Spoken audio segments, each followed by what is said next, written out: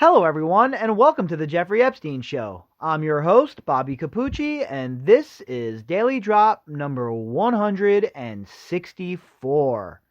Hey, look, we're going to have to keep talking about Ghislaine Maxwell tonight, right?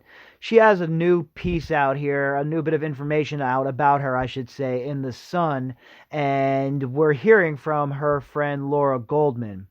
Well, if you've been listening to the podcast for any amount of time, you understand that I believe everything Goldman says should be taken with a grain of salt, because even if she's being completely honest, meaning Goldman, we understand how deceitful Ghislaine Maxwell is, and we understand how she knows how to manipulate the situation, and that could certainly be what's going on as well. A lot of disinformation coming from her, or cryptic messages even. And we saw that with the supposed hacked emails, which I came out and said right away, her emails were not hacked. That was a shot over the bow, letting all of these power players know that she still holds the keys to the kingdom, and if that she goes down, well, they're going down with her. So we're going to read this article from The Sun, and we're going to see if there's any more cryptic nonsense in here, what the deal is, what Goldman is saying, and I'm going to let you know how much I believe what we read in this article. So, with that said, this article is from The Sun, and the headline is, Maxwell Goes Nuclear. Ghislaine regretful over Epstein lawsuit, jokes she's penning memoirs and will stay in hiding for pal Prince Andrew. Oh, isn't that nice? Isn't that nice? The Honorable Prince Andrew, the Prince of Lies, the Prince of Punk Asses, is so lucky to have a friend like Ghislaine Maxwell protecting him, huh? Isn't that nice? This article was written by Sarah White.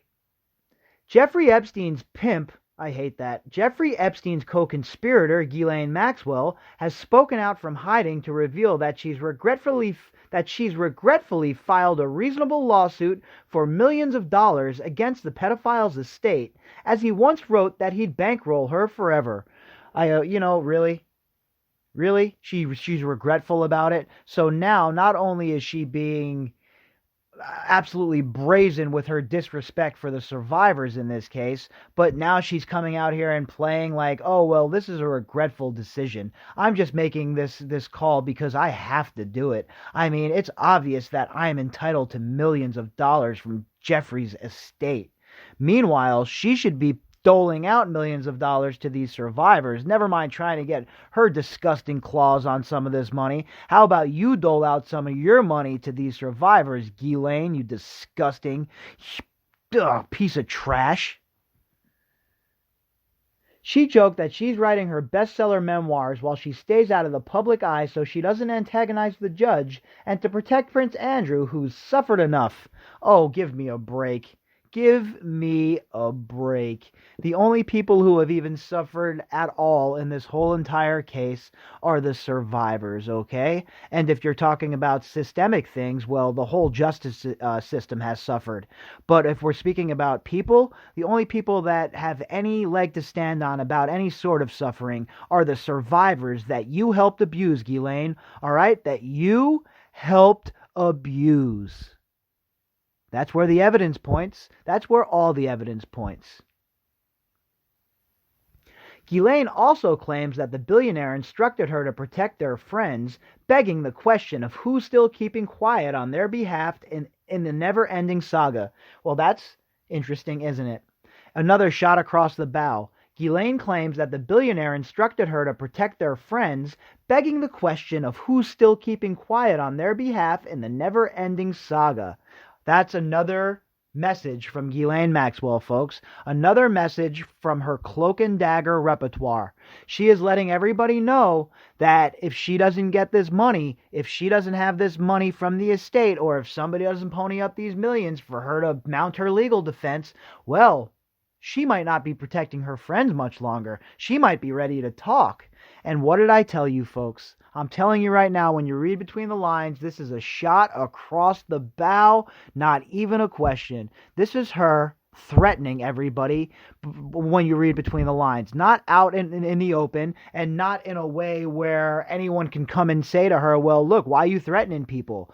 but in her own way, the same way she's acted from the very beginning of this case, she is doing it once again to the people who were involved in Jeffrey Epstein's blackmail operation and those that were blackmailed by her and Jeffrey Epstein. This is a very shrewd move, and it once again shows you that she knows how to manipulate and use the media to her own benefit. Her family friend Laura Goldman, who still speaks to her in hiding, told Sun Online she said that she regretfully had to file this lawsuit to enforce a promise Jeffrey made to her repeatedly over many years of their close personal and working relationship. Yeah, right. What that means, in my opinion, is this. Jeffrey knew that I had to be protected at all costs, and he put something aside for me to make sure that that occurred. Now the question is this, though, folks. Did he put that something aside for her even in death? Because once he was dead, what did he have to hide at that point? What did he have to worry about? You know, once you're dead, your worries are over, right? Worries are for the living. So, what did he... Was it just an agreement while he was alive? Was it an agreement that was even in death? We don't know. It's her word, and we understand that she's a rat fink, she's a liar, a snake oil salesman, you name it, she is it. So I don't trust her as far as I can throw her, and I certainly don't think that Jeffrey Epstein was paying her legal fees even in death. And even if she produces some sort of paper, it's going to have to be checked by handwriting experts, etc., etc., and I would hope that the judge would throw it out. She jokes she's penning her memoirs and she'll continue lying low, following legal advice, and for the sake of her pal Prince Andrew, who she thinks has suffered enough. Again, let's read between the lines there. She brings up Prince Andrew again. Could this be another shot at Prince Andrew, saying to him, look, you know what I know, buddy. You know that I have all the keys to the kingdom. You know I know where all the skeletons are buried. You better exert some pressure, and you better try and help me as well. You better make sure I don't go down, right? Because she's saying one thing here, like, oh, all right, well, I want to protect Prince Andrew. But really, when you read between the lines with somebody like Ghislaine Maxwell, as we're doing right now, and you look at what she's really saying, well, there's a much more chilling message there. Epstein eventually wrote that he would support her forever in writing in 2004 because she was so indispensable to him both personally and professionally. Again, she has all the keys to the kingdom. She knows all the secrets. She knows everything. Of course she's indispensable to Epstein. He could never be on the outs with Ghislaine Maxwell and expect for his operation to continue to run smoothly, A, because she could rat him out, and B, because she was his conduit to his buddies in the mega group. So of course she was indispensable to Jeffrey Epstein. The question is, though, in death, we know that Jeffrey Epstein was a very cheap man in life as well when it comes to certain things. Will he be paying for this in death? And, again, with the supposed writing that she has, the piece of paper where Epstein states that he's going to do that, that's going to have to be checked in court. That's going to have to be checked by handwriting experts, etc., etc., especially coming from this vile, disgusting woman. The lawyer for his estate, who she's known for a long time, promised to continue paying her substantial legal fees and other costs associated with their legal entanglements after Jeffrey's death. He agreed that she wouldn't have incurred these costs if not working for Jeffrey Epstein. She says that the costs she asked for reimbursement are more than reasonable. It's disgusting. I don't even know what to say about it at this point. I mean, she is literally attempting to re-victimize the survivors. She was involved in the procurement, the grooming, and the actual abuse, and she was profiting from that the whole entire time by having access to Epstein's vast amount of wealth. And now Epstein's dead, all the dominoes are falling, she's in hiding, and there's an estate with $630-something million in it, and now on the back end she's trying to wet her beak again. It's gross. It is just obscene to witness. And the fact that she thinks she's going to get away with it, the fact that she thinks she's really entitled to this money is even more obscene.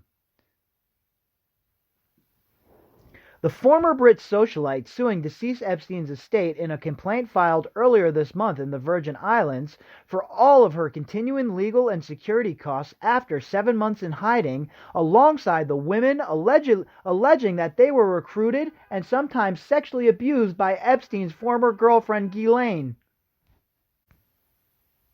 It's crazy to even think that she has the audacity to try and get away with this.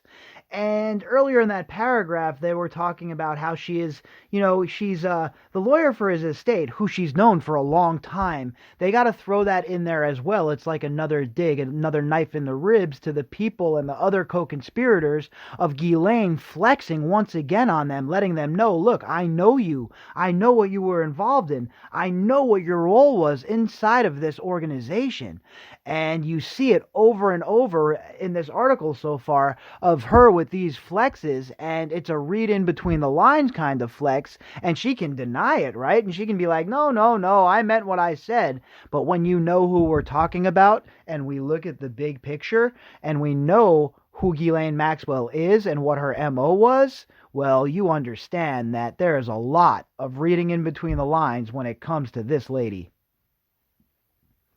The claim states that Maxwell receives regular threats to her life and safety, requiring her to hire personal security, services, and find safe accommodation. Nobody knows where you are. How are you getting death threats? Who are you getting death threats from? More BS. More BS and more obfuscation and more trying to run out the clock in court. That's what all of these rich people do. We see Prince Andrew trying to do it, and we definitely know Ghislaine Maxwell loves this tactic. She's dragging her feet as long as possible so she doesn't have to face justice. She will muddy the waters for as long as she possibly can.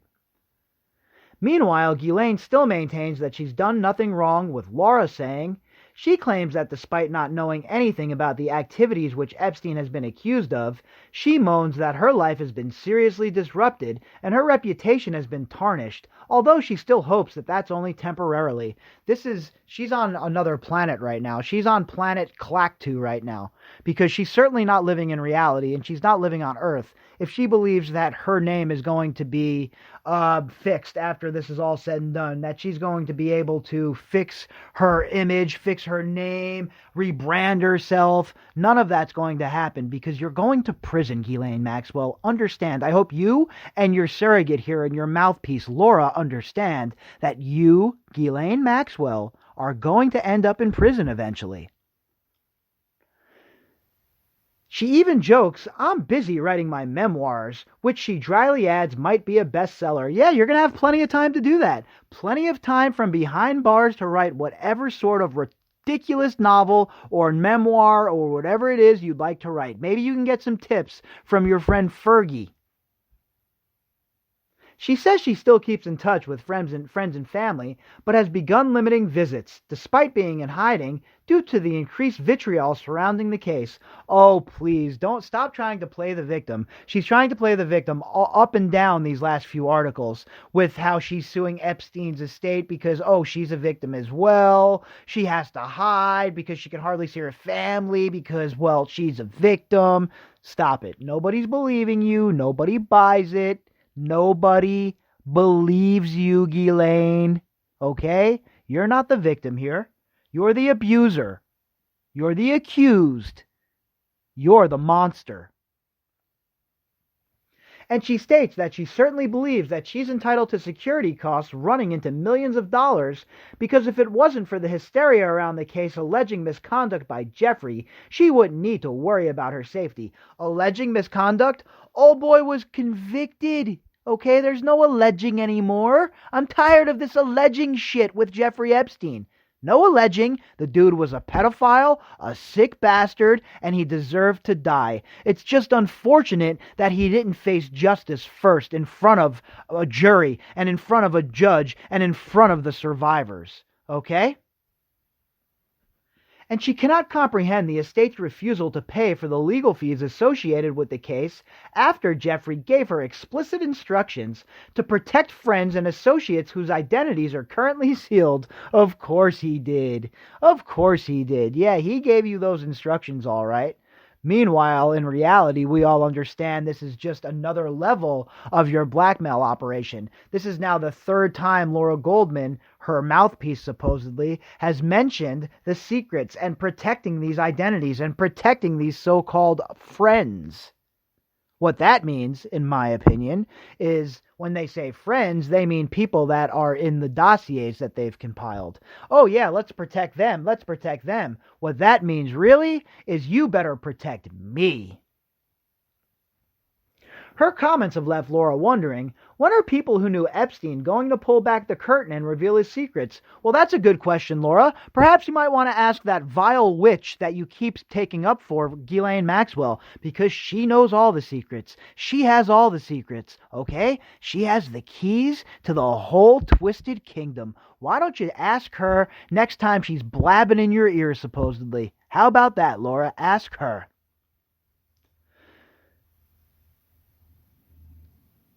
And she added, Ghislaine says that she's lying low on the advice of counsel, respecting the judicial process, and not wanting to do anything to antagonize the judge.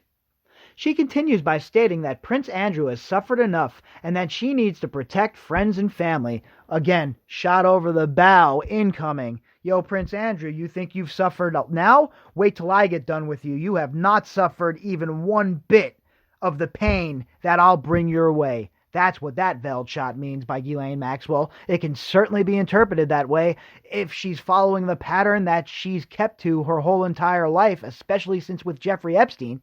We know her pattern. We know the way she behaves. We know about her threats. We know she uses veiled threats. And Ghislaine adds that if she came forward or was even pictured now, it would only throw petrol on the hysteria, as no one would listen to the truth. Oh no, we'd listen to the truth, and you'd be telling the truth, wouldn't you, if you were being completely and utterly interrogated by a seasoned interrogator? Oh, your lips would be flapping, Ghislaine, there's no doubt about it. There is no doubt about it in my mind that you would be blabbing your whole little head off if you were sat down with a seasoned investigator. The Duke of York and the Queen's favorite son slammed over his car crash Newsnight interview last November about his friendship with Jeffrey Epstein, has always denied any wrongdoing. A spokeswoman at Buckingham Palace declined to comment on his behalf. Of course they declined to comment. Buckingham Palace really hasn't had much to say lately, have they? They have their own embarrassments going on right now. The whole entire royal family is an embarrassment, in my opinion. The complaint claims that Maxwell worked for Epstein and a number of his companies as a property manager until 2001, at which point she scaled back her role until 2004 when she started her own business. When she did leave, Maxwell claims that Epstein promised to provide for her moving forward, and in fact did so when she was later sued by two of his survivors, Sarah Ransom and Virginia Roberts. Of course he paid! He didn't want to be implicated, folks. That was the only reason he was paying. It was part of the deal. It was part of her benefit package, so to speak. All right? Of course he was paying then. Is he paying now, though? Hell no. I don't care what you have in writing. You are not victimizing these survivors a second time. Sorry, Ghislaine. Handwritten note to always support Maxwell financially. In approximately 2004, Maxwell received a typewritten letter from Epstein with a handwritten note asking Maxwell to remain in Epstein's employ and promising that no matter what Maxwell chose to do, Epstein would always support Maxwell financially, reads the complaint. Maxwell is currently in litigation with at least 3 Epstein accusers, Annie Farmer, Jennifer Araz, and a woman only named Jane Doe. In the filing, Maxwell states that these lawsuits began to pile up after Epstein's 2007 plea deal in Palm Beach. Well, I don't care if they're piling up. All right, you should answer for some of them. You know, what are you, just, these people are just they're pulling out these accusations out of thin air, these girls? All of these girls that never even knew each other, never got together, never commiserated, never sat down and formulated a game plan the way you and your buddy Prince Andrew did. All of these girls just happened to say, oh yeah, it was Ghislaine Maxwell, she was involved. And you think we're going to believe that you were not involved? That you were just a victim in this whole entire thing? You were an innocent bystander that happened to be dragged around by your ear by Jeffrey Epstein? Sorry, we're not buying it. We know you were the brains of the operation, Ghislaine, and we're going to continue to pound that home. Maxwell writes that she invoiced the estate in November but received no response and has listed its two executors, Darren Indyke and Richard Kahn, as co-defendants.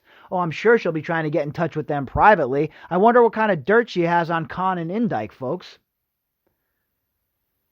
She also writes that Epstein paid the legal bills of a number of other employees in other various lawsuits relating to Epstein. Another shot over the bow, breadcrumbs, trying to throw everyone off of her scent. Well, look, there was other people that Epstein paid legal fees for. Why don't you go ahead and go and research them and start discussing them a little bit? And she predicates that on, she uses it by saying, oh, well, look, I'm just bringing this up because, well, if he paid for the other employees, don't you think he'd pay for me? And it has two meanings. If you're reading between the lines, again, it's another shot. All right, well, these other people were paid. Why don't you go and investigate them and see what they have to do with this as well? And she's very shrewd with the way she uses the media. She is very, very shrewd. A quarterly accounting report filed by executors for the estate that was obtained by The Sun shows that 33 individuals or companies are seeking damages to be paid out from Epstein's $600 million trust. Epstein was being tried on numerous sexual abuse charges prior to his suicide in jail last August, allegedly. Epstein had made payouts between $1 and $6 million in the past, which means that the estate could already be looking at a total bill of over $100 million, with more lawsuits still to come.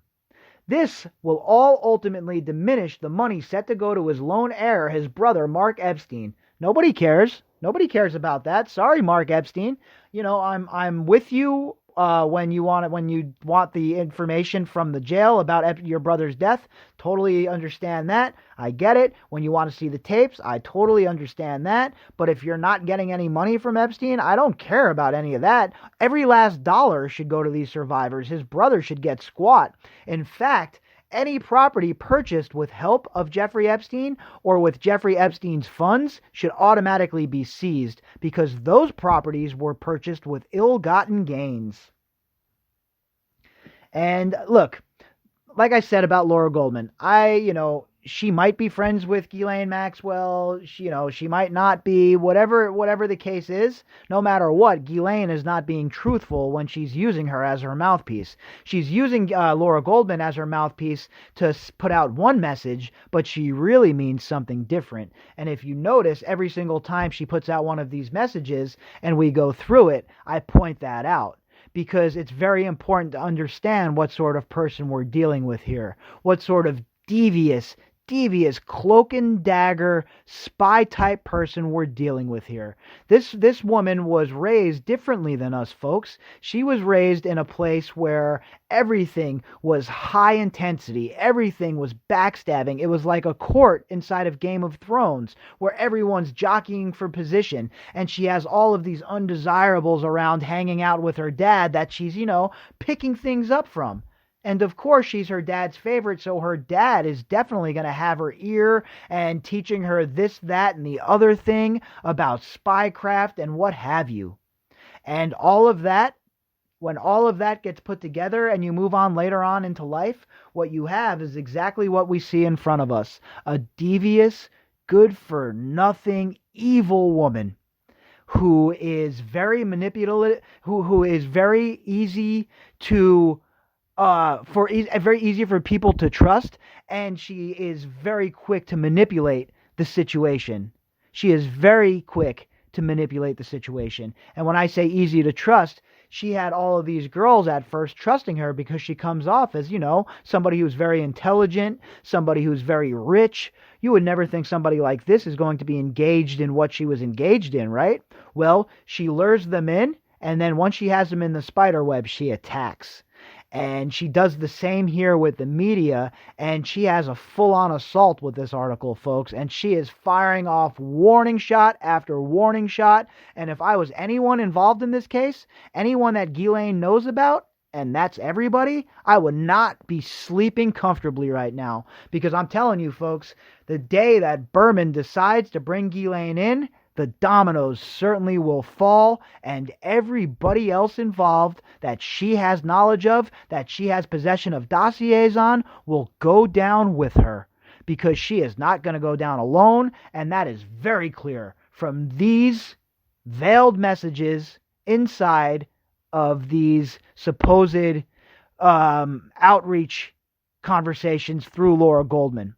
So, very interesting article tonight, folks. Very interesting developments with Ghislaine Maxwell over the last day and a half, and it's always interesting to get news on her because we all know how very important she is to this case, and if she goes down, the whole entire thing will go down with her. So I've had some questions, folks, about the new podcast that I'm going to be starting about COVID-19. And to answer those questions, the main one was, when am I going to premiere it? To answer that question, I'll be premiering it on Sunday.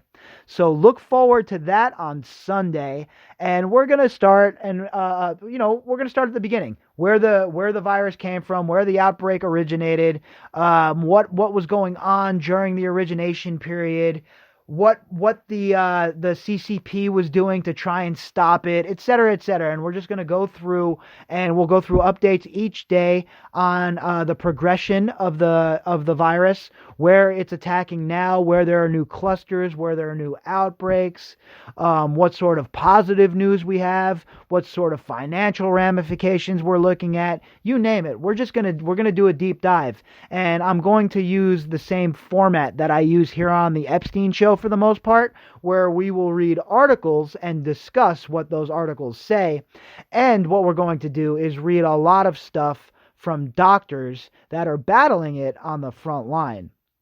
So it's all fine and well to read from your general physician about what he or she thinks about the COVID-19 outbreak. But it's a whole different ball of wax to actually read from epidemiologists, virologists, medical journals, etc., etc. So we're going to do a lot of that as well, because it's very important that we have the right information for something like this. I mean, literally, it's life and death for some people. So I believe it's important to start this podcast. I believe it's important for us to discuss this, and that will all begin on Sunday. Now, on Monday, Part 3 of the Core 4 series will be out, and Part 3 will be dealing with Nadia Marcinkova. And as you all know, I'm pretty torn about Marcinkova and about how hard I want to go against her, considering all the talk about how she was purchased as a child and brought into Epstein's, stratosphere as a 16-year-old. And with that being the case, we all know that Stockholm Syndrome is a real thing, and we all know the grooming process is used by these sick bastards. So we're going to talk about Marcinkova on Monday and add to our Core 4 series and keep that moving as well. So that's it for this evening, folks. I hope you enjoyed the program. I will be back tomorrow morning with our usual morning update and the regular scheduled programming for the rest of the day. If you would like to contact me, you can do that at bobbycapucci@protonmail.com. That's BOBBYCAPUCCI@protonmail.com. You can also find me on Twitter at BOBBY_CAPUCCI. All right, folks, until tomorrow, I hope you all have a fantastic evening.